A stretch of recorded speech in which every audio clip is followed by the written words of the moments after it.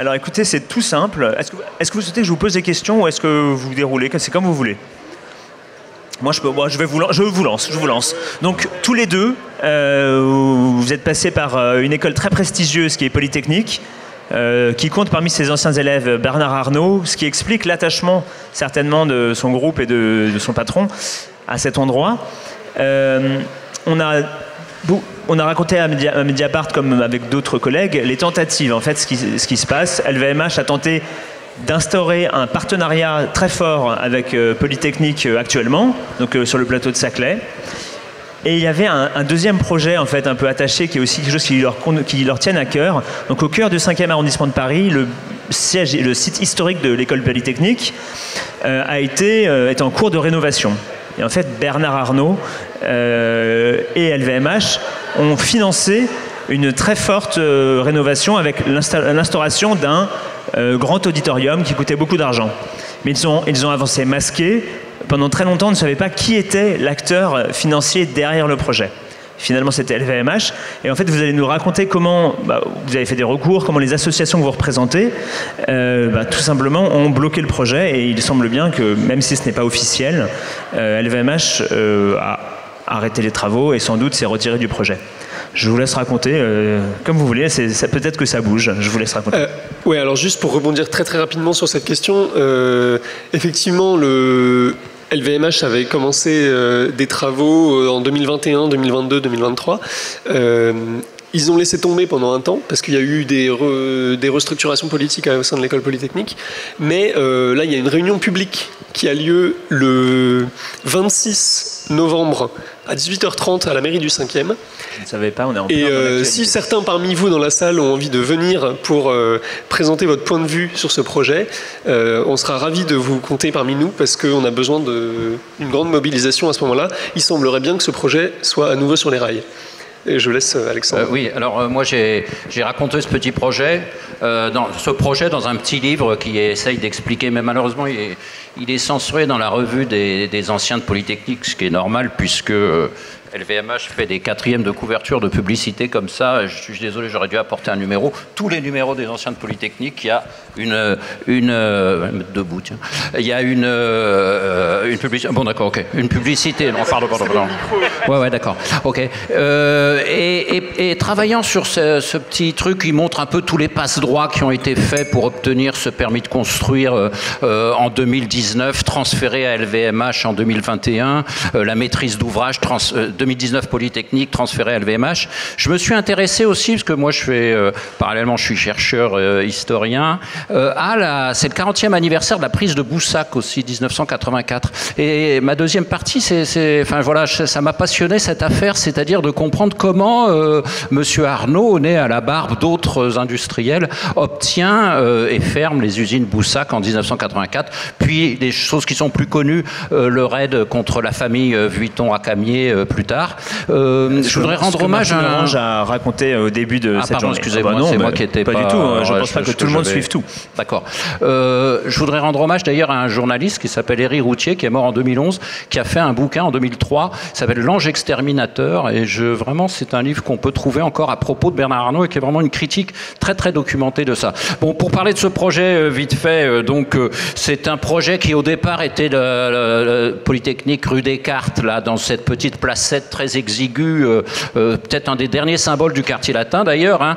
C'était un projet de rénovation d'un bâtiment classé, le seul bâtiment classé. C'est pas tout le site du ministère de la Recherche, c'était un projet de rénovation qu'on aurait pu faire sur fonds publics à 1,3 million d'euros. Il y avait un devis d'architecte. Bon, c'est des sommes qu'on peut consacrer à un bâtiment classé et qui s'est transformé en 40 millions, un projet de 40 millions d'euros défiscalisé, de faire 3 niveaux de sous-sol sous Polytechnique, sous cette toute petite placette, pour faire un amphithéâtre rétractable, bien sûr, où il y aura sans doute des défilés de mode, il y aura des cocktails, il y aura des locations, en faire finalement un lieu culturel. Je crois que c'est ça aussi que on parlait tout à l'heure, Madame parlait de l'assimilation de LVMH et de Paris, et là aussi il y a cet aspect assimiler LVMH et Polytechnique. S'emparer de cette image-là aussi, c'est important pour Arnault, surtout surtout qu'il en est un ancien élève. Alors bon, c'est un projet qui est aberrant écologiquement, hein, puisque creuser 3 niveaux de sous-sol à cet endroit-là, alors qu'il y a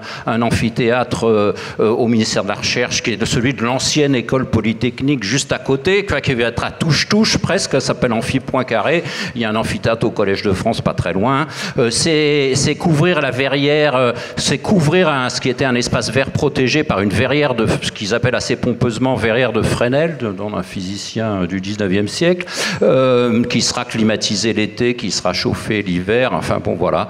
Et tout ça sera ouvert vers la cour, qui a été saccagée. Là pour l'instant, la cour a été entièrement saccagée. C'était un jardin que messieurs Giscard d'Estaing et Mitterrand voulaient ouvert au public, c'est le seul point d'accord qu'ils avaient sur ce site. Moi j'ai pas mal travaillé sur l'histoire de ce site. Giscard d'Estaing a absolument fait en sorte que ce soit pas un site marchand. À l'époque, il a donné une partie au Collège de France et après, c'est devenu le ministère de la Recherche. Mais enfin, tout ça pour dire que ça va être un lieu de réception, un lieu culturel. Hein, c'est ça un peu que nous donne que nous propose. Alors oui, juste les entourloupes qu'il y a eu dans cette obtention de permis de construire. Émile Meunier les connaît bien. On travaille pas mal avec lui. On le remercie. Par exemple, le Conseil de Paris était complètement contourné dans cette affaire-là, parce que le projet était contraire au PLU, en fait, hein, puisqu'il y avait érasement d'un espace vert protégé. Donc ça aurait dû passer en Conseil de Paris, sauf que, comme c'était un projet d'intérêt général prioritaire, porté par Polytechnique, qui était à Palaiseau depuis 40 ans quand même, hein, 45 ans, ça s'est pas passé en Conseil de Paris, et le permis de construire a été obtenu.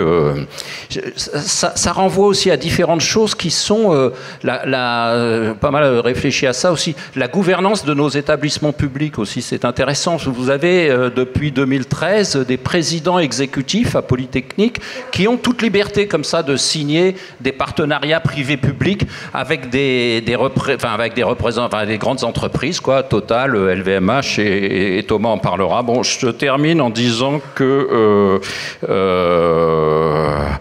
oui, si, quand même. Un dernier point, c'est aussi les associations d'anciens élèves. Je vous ai dit, les publicités là, que vous avez vues, là, tous les numéros, tous les mois, c'est une publicité. Les pages 2 et 3, c'est Dior, et 4e de couverture, c'est LVMH, avec toutes ces dates. Vous savez, c'est très intéressant, parce que l'histoire de France...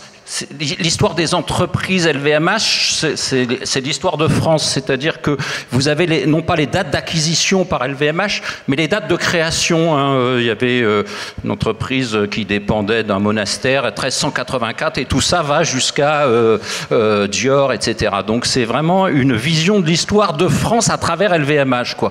Et juste, je termine en disant que ces associations d'anciens élèves, c'est très intéressant d'ailleurs de voir comment elles se comportent, parce que le secrétaire général des anciens de Polytechnique, c'est le directeur de la stratégie de LVMH. Donc est-ce que c'est des stratégies à l'époque, certains d'entre nous connaissaient le noyautage marxiste des associations locales, là, mais ça, c'est des associations, c'est le noyautage d'associations d'anciens élèves par des entreprises. Ça avait failli être Total et ça a été LVMH pendant un certain temps. Alors, sur le projet Palaiseau, je te laisse parler, Thomas. Parfait. Oui, en fait, justement, donc on parlait du fait que LVMH tente de s'associer à l'image aussi Polytechnique, en plus de Paris, et ça passe par le projet à l'ancienne école Polytechnique, mais ça passe aussi par un projet qu'ils avaient sur le campus de Polytechnique.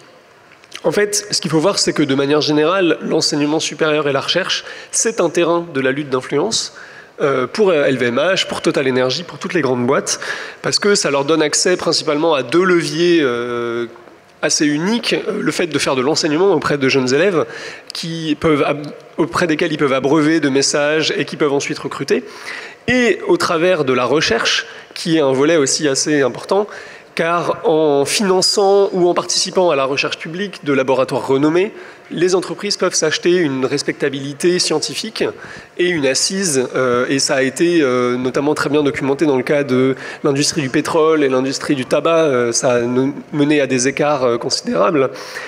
Et dans le cas de LVMH à Polytechnique, donc, il y avait 2 projets. Le premier, c'était un projet de partenariat scientifique de financement de la recherche, et le deuxième, c'était un projet d'installation immobilière. Donc, en fait, LVMH voulait construire un grand centre de recherche à Polytechnique, centre considérable, hein, donc pour eux, la stratégie d'influence est assez claire. Un centre de 35 000 m² d'emprise au sol, donc plus grand que la plupart des écoles du plateau. Un bâtiment qui serait le premier visible depuis le campus, à l'arrivée sur le campus, pardon. Le partenariat scientifique, du coup, une collection de problèmes rencontrés par LVMH, comme réduire l'empreinte carbone de leurs produits, développer des nouvelles méthodes de traitement du cuir. Donc très très très très loin de ce qu'on peut imaginer dans les laboratoires d'un établissement public comme Polytechnique. Et donc ce projet, finalement, n'a pas abouti. Alors ce projet n'a pas abouti, le projet immobilier n'a pas abouti. Donc il y a eu une tentative de le passer en force, en fait, parce qu'ils se sont bien rendus compte, et on leur a bien mis le doigt dessus, que c'était un projet absolument catastrophique, avec très très peu de retombées positives pour l'école. Donc ils ont tenté de le passer en force. En gros, en 5 mois, on a appris l'existence du projet, il a été voté en conseil d'administration, enfin voilà, tout s'est précipité. Et nous, notre stratégie, c'était dans un premier temps de faire traîner les choses autant que possible. Donc à force entreprise de conviction auprès des différents acteurs, des différents personnels administratifs, en faisant aussi des recours juridiques variés pour contester les décisions qui étaient prises et gratter quelques mois par-ci par-là. Et surtout, une bataille médiatique, parce que là où on peut faire mal à LVMH, c'est quand on attaque son image.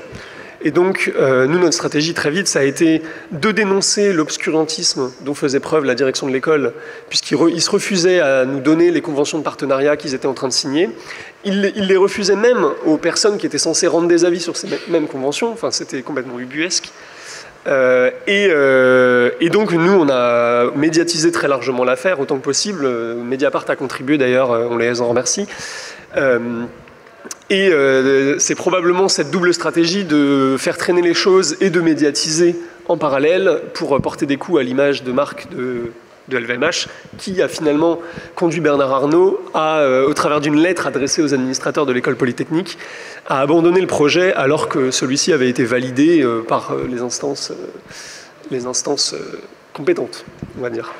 Écoutez, merci beaucoup pour ce point. Du coup, on comprend il va falloir suivre. Il va falloir suivre. Du coup, si c'est abandonné sur le site de l'école, il va falloir suivre de près ce qui va se passer pour l'auditorium. Oui, alors en fait, en plus, ce qui était drôle, c'est que donc ils ont abandonné le projet immobilier, mais tout en disant non, on conserve le partenariat scientifique, ça nous intéresse, on veut vraiment participer à la recherche à l'école. Ça fait maintenant 2 ans. Et on n'a pas vu le moindre contrat, on n'a pas vu le moindre centime. Donc c'est encore une énième preuve du fait que les partenariats scientifiques, en fait, pour une entreprise comme LVMH, c'est absolument pas le cœur de cible. Je voudrais juste rajouter, faut faire attention avec Bernard Arnault, c'est un homme, c'est mon éditeur qui m'a dit ça, un homme du temps long. Il visite Polytechnique rue Descartes en 2014.